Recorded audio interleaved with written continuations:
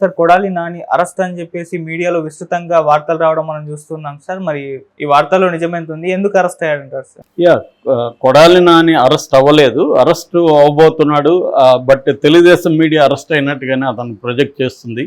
అంటే నాకు తెలిసి ఏంటంటే తెలుగుదేశం మీడియా, తెలుగుదేశం ప్రభుత్వం అంటే కూటమి ప్రభుత్వం రెండు కూడా ఎలా ప్లాన్ అంటే కొంతమందిని అరెస్ట్ చేయబోతున్నా అని ప్రిపేర్ చేస్తున్నాయి. ప్రిపేర్ చేసినప్పుడు అరెస్ట్ చేసినప్పుడు పెద్ద షాకింగ్ ఉండదు, అదొక టాక్టిక్స్. జగన్ లాంటి వాళ్ళకి అది లేకుండా సడన్గా అరెస్టులు చేసే అవకాశం ఉంది. అంటే ఒక పక్క ప్రిపేర్ చేస్తూ ఉంటారు ఓవరాల్గా, Jagan arrest, Kodali Nani arrest, Vamsi arrest, Roja arrest, ఇలాగంతా వచ్చాయి ఆల్రెడీ టైటిల్స్లో. రోజా చెన్నైలో అరెస్ట్ అని వచ్చింది, కొడాలి నాని హైదరాబాద్లో అరెస్ట్ అని, వంశీ వల్లభనేని వంశీని హైదరాబాద్ నుంచి గన్నవరం వెళ్తుంటే అక్కడ పట్టుకున్నారని వచ్చింది. కొడాలి అనేది నిన్నటి నుంచి అరెస్ట్ అని వస్తున్నాయి. ఇవన్నీ ఎందుకు చేస్తున్నారంటే ప్రిపేర్ చేస్తుంది తెలుగుదేశం మీడియా, మెంటల్గా ప్రిపేర్ చేస్తుంది అరెస్ట్ అని. కొడాలి నానికి సినిమా మొదలైందని ఆంధ్రజ్యోతి టైటిల్ పెట్టింది. అంటే వీళ్ళు ఏంటంటే గతంలో ఇదే పని వైసీపీ చేసినప్పుడేమో అరాచకం, ఘోరం, దారుణం, వేధింపులు ఇలా ఉంటాయి టైటిల్స్. వీళ్ళు చేస్తేమో సినిమా చూపిస్తున్నారు, మ్యూజిక్ మొదలైంది, ఇలా ఉంటుంది, వేట మొదలైంది, ఇలా ఉంటుంది టైటిల్స్. రివర్స్లో సాక్షి అప్పట్లో ఇదే ఉంటుంది భాష. మనం రివర్స్గా సాక్షిని అర్థం చేసుకుంటే సరిపోతుంది. సాక్ష్యం ఇప్పుడు ఏడుస్తుంది, అప్పుడేమో నవ్వుతుంది. కాబట్టి ఇదంతా ఏంటంటే ఎవరు అధికారంలో ఉన్న ప్రత్యర్థుల మీద పగ తీర్చుకోవడం అనేది జరుగుతుంది, రివెంజ్.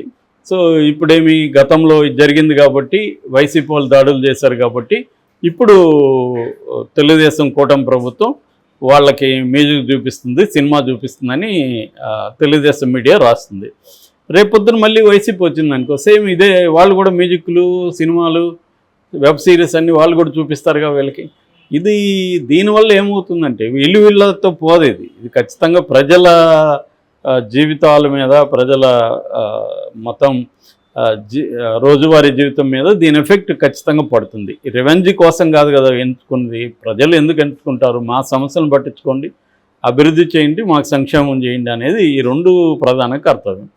అవి వదిలేసి వీళ్ళు ఒకరి మీద ఒకరు 2014 నుంచి 19 వరకు తెలుగుదేశం ప్రభుత్వం దాడులు చేసింది, మమ్మల్ని ఇబ్బందులు పెట్టిందని వైసీపీ ప్రభుత్వం 2019లో వచ్చి వాళ్ళు ప్రతీకారంతో వాళ్ళు రెచ్చిపోయారు. వాళ్ళు ఇంకొంత డోస్ పెంచారు.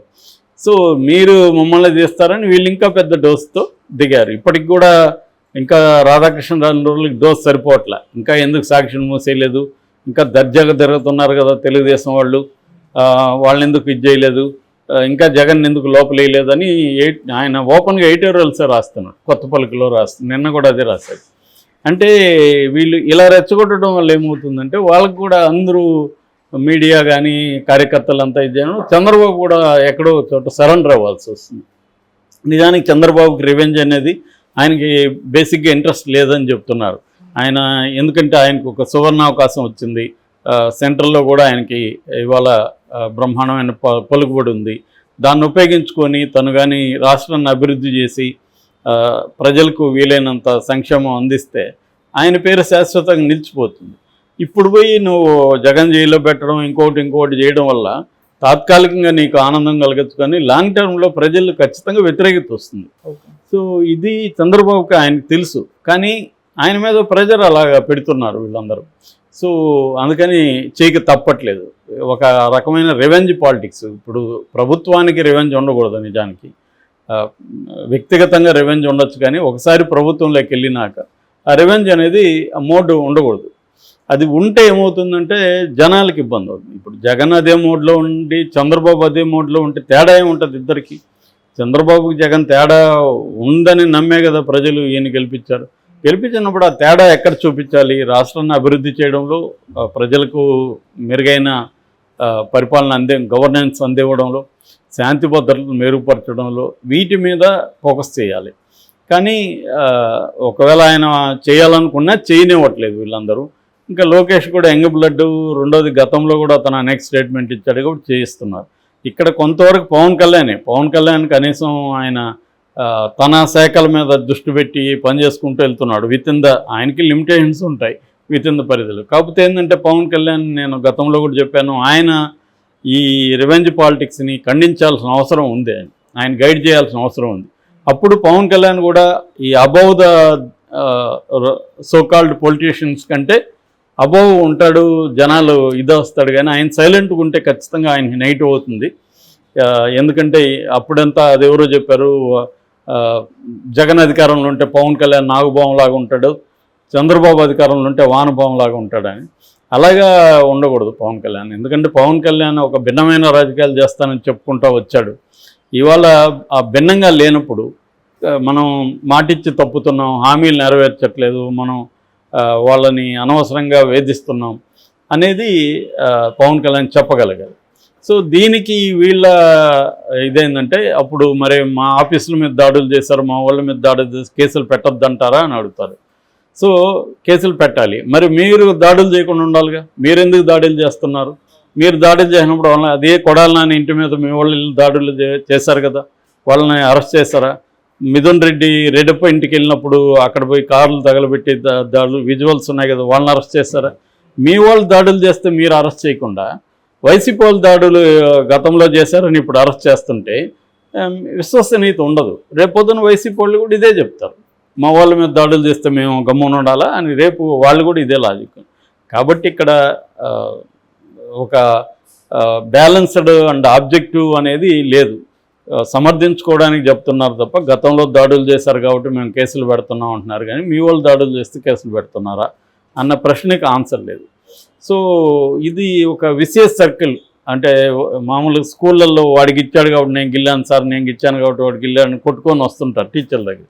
ఎవరిది ఎవరిది స్టార్ట్ అయిందనే చెప్పలేం. అట్లాగే ఉంది ఇది కూడా చిన్నపిల్లల గొడవల్లాగా.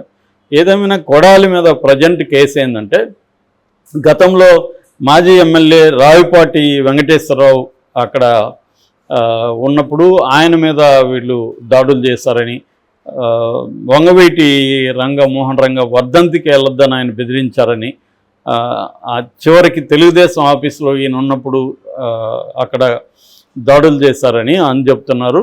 ఈ దాడుల్లో కొడాలి నాని ప్రమేయం ఉంది. చివరికి అక్కడ కే కన్వెన్షన్లో క్యాసినో నిర్వహిస్తున్నాడు కొడాలి నాని అని చెప్పి తెలుగుదేశానికి సంబంధించిన ఒక ఫ్యాక్ట్ ఫైండింగ్ కమిటీ 2022 జనవరి 21న వెళ్ళింది అక్కడికి, గుడివాడికి. నిజ నిర్ధారణ కమిటీ తెలుగుదేశానికి వెళ్ళినప్పుడు వాళ్ళ మీద దాడులు చేసి ఆఫీస్ మీద దాడులు చేశారు. ఆ కేసుని ఇప్పుడు బయటికి తీశారు. ఆ కేసులో దుక్కుపాటి భూషణ్ అని కొడాలి నాని అనుచరుడు, అట్లా కొడాలి నాని ఇంకొంతమంది మీద ఆల్రెడీ కొన్ని సెక్షన్స్తో కేసులు పెట్టారు. సో ఈ కేసులో కొడాలి నాని అరెస్ట్ చేస్తారని అంటున్నారు. దీనివల్ల ఫైనల్గా ఏం జరుగుతుందంటే కొడాలి నానికే మేలు జరుగుతుంది. ఎందుకంటే కొడాలి నాని ఇవన్నీ ఫేస్ చేయడం వల్ల కొడాలి నానికి సింపతి క్రియేట్ అయ్యే అవకాశం ఉంటుంది తప్ప అల్టిమేట్గా ఇప్పుడు చంద్రబాబును అరెస్ట్ చేసి జగన్ తప్పు చేశాడనేది అందరూ చెప్తున్నది. ఎందుకంటే చంద్రబాబును అరెస్ట్ చేయడం వల్ల అతనికి జరిగిన మేలేంటి? తెలుగుదేశం కకావికలం అయిపోతుంది, మొరేల్గా దెబ్బతింటుంది అనేది అనుకున్నాడు. అదేం జరగలేదు. రివర్సల్ అతనికి చెడ్డ జరిగింది. ఎందుకంటే తెలుగుదేశం వల్ల కసి పెరిగింది. మనం ఈసారి గెలవాలి, ఎట్లన్నా చంద్రబాబును గెలిపించాలని కసి పెరిగింది. అట్లాగే సాధారణ జనంలో కూడా 75 ఏళ్ళ ఆయన 74 ఏళ్ళ ఆయన్ని తీసుకెళ్ళి జైళ్ళల్లో పెట్టి ఆయన ఆరోగ్యం బాగాలేదు అది ఇదని ఒక నెరేటివ్ జనంలోకి వెళ్ళింది. కొంచెం సింపతి గెయిన్ అయింది. సో ఇప్పుడు వీళ్ళు కూడా ఇదే చేస్తే మళ్ళీ జగన్కి సింపతి వస్తుంది, జగన్ చుట్టూ ఉన్న అందరికి కూడా మళ్ళీ సింపతి వస్తుంది, కేడర్ అంతా యునైట్ అవుతుంది.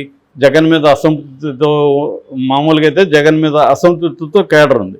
ఇప్పుడు ఆ కేడర్ కూడా జగన్ వెంట ర్యాలీ అవుతుంది. ఎందుకంటే మనల్ని వేధిస్తున్నారు అని చెప్పి వాళ్ళు కూడా యునైట్ అవుతారు. ఎప్పుడైనా పిల్లినైనా కూడా ఒక కార్నర్ నెడితే తిరగబడుతుంది. అలాగా వీళ్ళు ప్రధానంగా గవర్నెన్స్ మీద, డెవలప్మెంట్ మీద, సంక్షేమం మీద, లా అండ్ ఆర్డర్ మీద వీళ్ళ దృష్టి పెట్టడం, కేంద్రం నుంచి ఫండ్స్ తీసుకురావడం, విభజన హామీలు నెరవేర్చేట్టుగా చూసుకోవడం, చాలా పనులు ఉన్నాయి యాక్చువల్గా.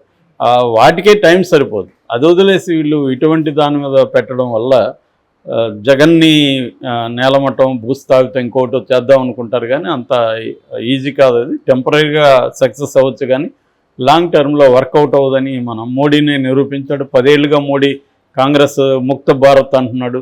కాంగ్రెస్ ముక్త భారత్ జరగకపోగా కాంగ్రెస్ బలపడుతూ ఉంది, ఇండియా కూటమి బలపడుతూ ఉంది, ఇంటర్న్ బీజేపీ వీక్ అవుతుంది. సో ఫ్రాయిడ్ చెప్పినట్టుగా చరిత్ర నుంచి ఎవరు పాఠాలు నేర్చుకోరు కాబట్టి